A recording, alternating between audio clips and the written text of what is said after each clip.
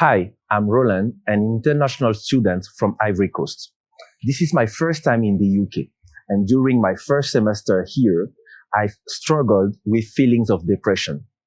Actually, I felt so depressed that I had to take a flight to go back home to reconnect with my family for only 1 week. And now I'm wondering how many international students like me are struggling with depression.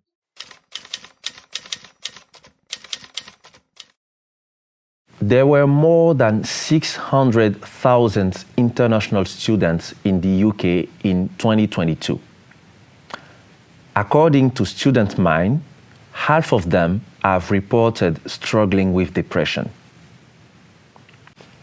Coming from the largest community of international students, Pan is a student from China, and she has been through the same experience as me. I strongly feel that emotion when I first, last year, moved to the UK in September. And that is the first time that I have that kind of strong emotion that I'm feeling so helpless, just kind of losing motivation to do everything. And I just remember there was a time that I'm just lying on the bed when I didn't have any class or like meeting friends during that day. I'm just lying on the bed and I don't feel like eating anything. And I easily cry during that time. But when I was in that emotion, I cannot realize what I was going through. But after that, I've realized that it was just a very hard time for me. It is also the first time for me that I've been so far away from my family, because I always lived with my family and I'm quite close with my friends, and it's very lonely that I felt that when I got up in the day in the morning and I found that today I need to do all the things, arrange all the things, or even I find that I have no places to go to hang out or to relax, because I find that everything is new. So it's a strong sense of loneliness at that time. I strongly remember, even today, when I was walking up the stairs in the Liverpool Street station, that days I just felt unhappy without any clear reasons. And during that day, I walking up the stairs, I just suddenly cried and the tears dropped down. And that's the first time that I noticed that I cannot control or I cannot sense my emotions very well, because I just kind of losing control of it, and it's become very strong. But loneliness isn't the only factor leading to feelings of depression. To understand why that is, we've met up with Michaela, a long-time personal tutor and head of the School of Media at the University of Westminster. From my personal experience as being a personal tutor and a course leader, I've seen quite a few international students who are dealing with acute homesickness, and that can make feelings around depression or other mental health issues worse. People might experience some kind of family crisis, even a bereavement, during the time that they're here. And to have their family so far away at a time like that is an extra stress and extra difficulty. And not all students can afford to fly home if there's a problem.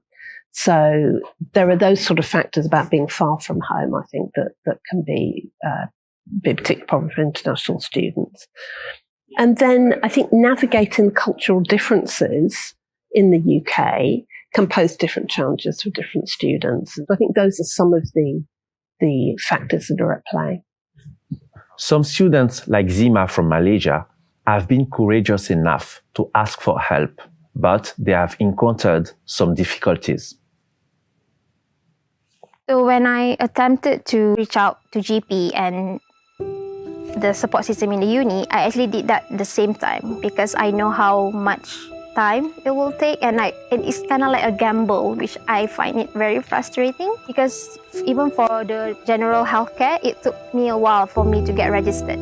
I remember the first call when I finally got to them and they spoke to me. Actually, I expressed that frustration. Another reason, they don't actually provide you a number for you to get back to them. So there was a time they would call me, and my phone is obviously on silent all the time, because you're dryness of, everything.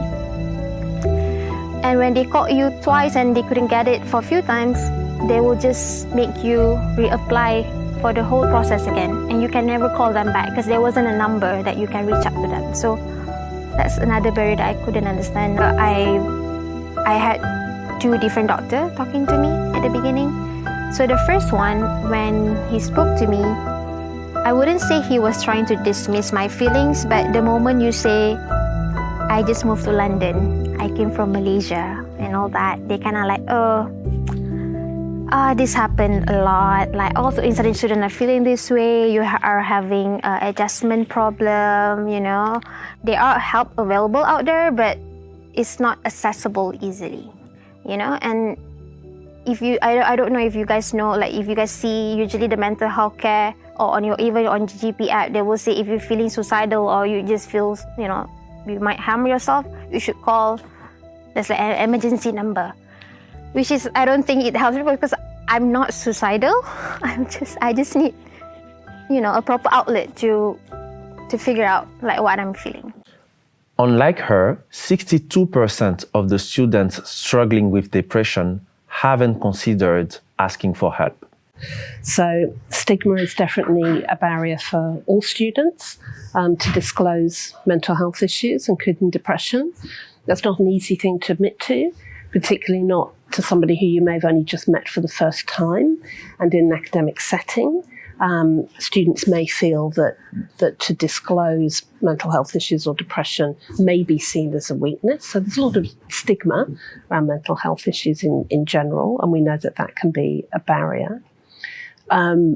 There is a bureaucratic process, of course. The university is a large organisation with a lot of different complex processes, and they're there to make our systems fairer and more accessible for everybody, but they can translate as bureaucracy. It can be difficult to engage with this process. There are forms that need to be filled out. There are kind of different meetings, interviews with different colleagues a student will need to go through in order to access support in exactly the same way as there would be if you were trying to access support through, for example, the healthcare process. But yes, there is a bureaucracy there, and that can be a barrier to seeking help.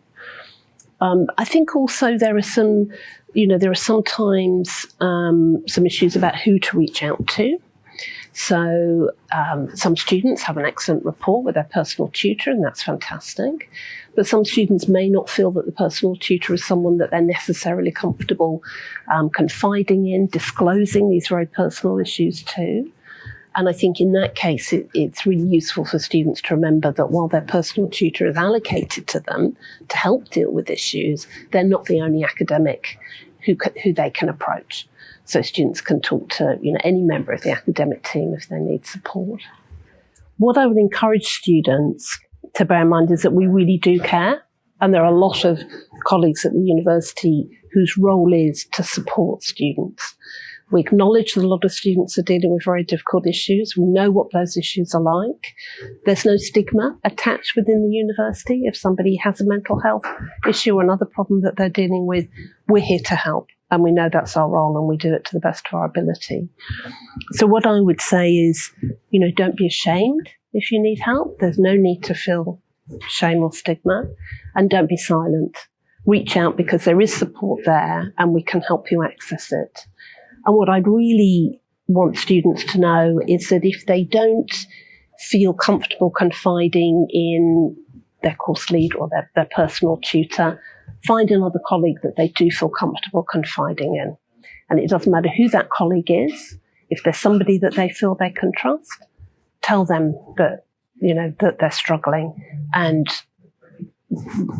just build that kind of relationship with somebody who they feel comfortable confiding with, so that they can reach out and get that support. And if there's any student who feels they're not getting that support and they're not being heard, then I would very much encourage them to contact me or, the head of school if they're in a different school, and just keep reaching out till they find the person that they feel they can confide in who will help them, because we do care and there is support there.